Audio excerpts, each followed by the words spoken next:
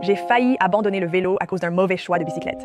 On estime qu'après la deuxième année de pratique, environ 80 à 90% des gens arrêtent.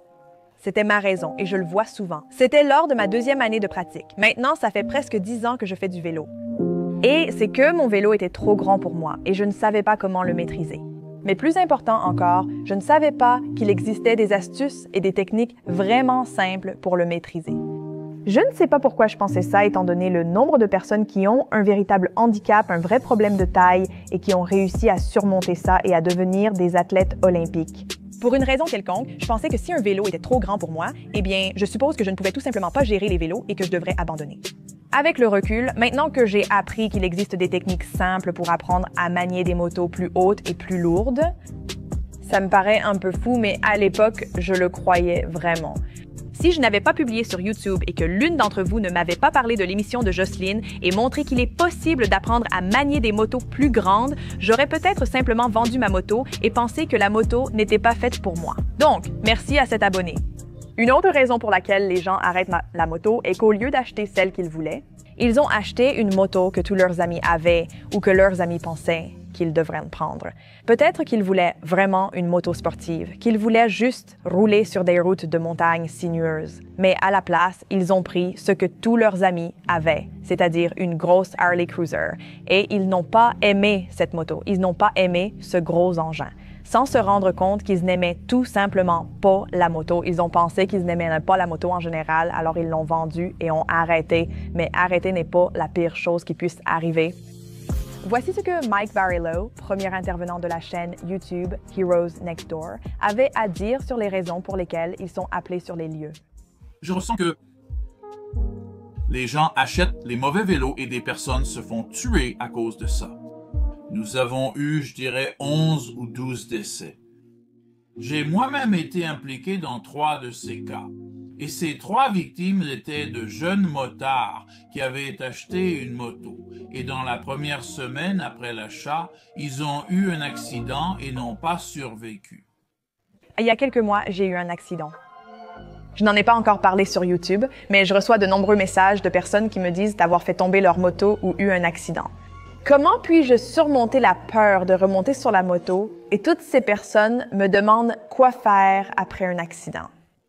Et pour surmonter la peur, je ne savais pas quoi dire, parce que je n'avais jamais eu d'accident auparavant. Cela fait un peu plus de 2 mois depuis mon accident et je ne suis pas encore remontée sur la moto. Physiquement, je ne pouvais pas. Je pouvais à peine mettre du poids sur ma jambe droite. Maintenant, je peux au moins marcher à nouveau, mais je ne sais toujours pas si je suis physiquement prête à remonter en ce qui concerne la quantité de poids que je peux mettre sur ma jambe droite. Il ne serait pas encore sûr pour moi de rouler. Les médecins ont dit qu'il faudrait 3 à 4 mois pour que ce gonflement dans mon genou disparaisse complètement. Donc, je ne peux toujours pas répondre à cette question. Comment surmonter la peur? Après avoir eu un accident, je ne peux pas vous dire combien de fois j'ai rencontré quelqu'un, soit de l'âge de mon père, soit plus âgé, et ils découvrent que je fais de la moto, et là, ils ont comme une lueur dans les yeux, genre « Oh, je faisais de la moto avant, mais depuis mon accident, je n'ai plus pu en refaire. » Donc, je pense que c'est aussi une grande raison pour d'autres personnes. C'est cette peur, surtout quand ils l'ont vécu eux-mêmes. Et si vous voulez vous assurer que vous, votre conjoint ou vos amis ne fassent pas partie de ces personnes qui arrêtent la moto, j'aurai quelques solutions à la fin pour ceux que je peux aider en ce qui concerne ce que nous pouvons faire pour éviter de devenir une statistique négative. Voici ce que notre premier intervenant avait à dire à ce sujet. Nous avons des lois qui tiennent les gens responsables lorsqu'ils achètent de l'alcool. Si vous allez dans un bar et que vous buvez au point d'être complètement ivre, le barman a le droit de dire non. Je ne vous sers plus. On vous a coupé. On va prendre vos clés et on va vous renvoyer chez vous où vous trouvez un chauffeur. Il y a une loi pour ça. Pourquoi n'y a-t-il pas une loi qui dit si vous êtes un nouveau motard, je ne peux pas vous vendre une moto qui est trop grosse pour vous. Pourquoi n'y a-t-il pas une loi disant non, je ne vais pas vous vendre cette moto parce que vous allez vous tuer? Commençons par une moto plus petite, assurons-nous que vous avez bien votre permis, assurons-nous que vous suivez le cours de sécurité pour les motards. Une autre raison pour laquelle les gens arrêtent est le manque de temps. Peut-être qu'ils se sont mariés avec quelqu'un qui ne fait pas de moto ou ils ont eu des enfants, ou ils ont commencé un travail qui était tout simplement trop prenant et avant même de s'en rendre compte, leur activité favorite du week-end a commencé à prendre la poussière dans le garage, alors ils l'ont vendu. C'est une grande raison pour laquelle j'ai commencé à aller au travail à moto, parce que je suis devenue très occupée avec le travail. Mon petit ami a vendu sa moto, donc il ne roulait plus et maintenant c'est mon mari. Donc oui, il est possible d'être dans une relation où l'un fait de la moto et l'autre non. Mais j'ai constaté que le week-end, je voulais vraiment passer du temps avec nos familles et avec lui, donc le trajet domicile-travail est devenu ma principale façon de rouler pour pouvoir retrouver ce temps-là. Certains ont peut-être acheté une moto pour remplacer leur voiture, l'utilisant uniquement comme moyen de transport, sans l'associer à quelque chose d'amusant.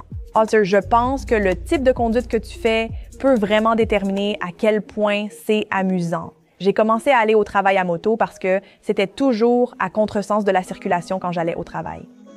Sur le bitume brûlant d'Atlanta, dans les embouteillages, je ne prends aucun plaisir à rouler dans ce genre de situation et j'essaie d'éviter de rouler en ville. Quand je roule, je pars à la campagne ou à la montagne, ou alors, avantage d'être youtubeuse, je prends l'avion pour aller dans un endroit sympa et rouler là-bas. Mais rouler dans le trafic urbain n'est vraiment pas agréable.